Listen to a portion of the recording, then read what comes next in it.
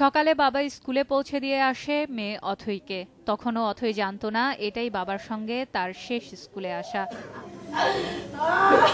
স্ত্রী পলি দাসের এই চিৎকার আবারও মনে করিয়ে দেয় সড়ক দুর্ঘটনা আবারও একটি পরিবারকে ঠেলে দিয়েছে অনিশ্চয়তার দিকে।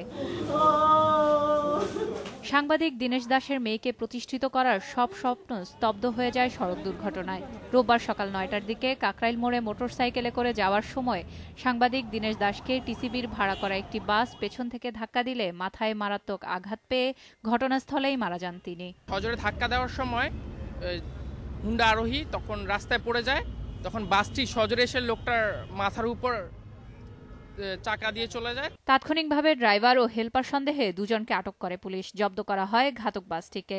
দীনেশ দাসের মরদেহ ঢাকা মেডিকেল কলেজের মর্গে নেওয়া হলে সেখানে ছুটে আসেন তথ্যমন্ত্রী সহ তার সহকর্মীরা। সব ধরনের সহযোগিতার আশ্বাস দেন তথ্যমন্ত্রী।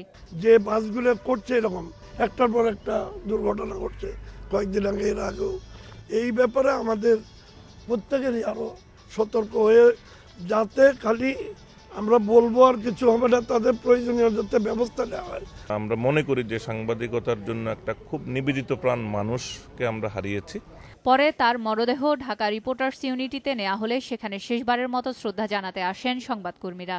২০১১ সালে দেশের বিভিন্ন স্থানে সড়ক দুর্ঘটনায় সাংবাদিক মিশুক মনির, মোহাম্মদ বেলাল হোসেন, নিখিল ভদ্র সহ বেশ কয়েকজন সাংবাদিক নিহত ও আহত হওয়ার ঘটনা ঘটে। সরকার যদি তা একটা পক্ষ অবলম্বন করে, যেহেতু আমরা কথা বলছি, সরকার মনে করছে যে সরকারের বিরুদ্ধে বুঝি আমরা আন্দোলন করছি, কিন্তু সরকারের বিরুদ্ধে আন্দোলন করছে না, আমরা নিরাপদ সড়ক চাই। সড়ক দুর্ঘটনায় এসব হত্যার দায় সরকারকেই নিতে হবে বলে জানান দীনেশ দাসকে শেষবারের মতো দেখতে আসা সংবাদকর্মীরা।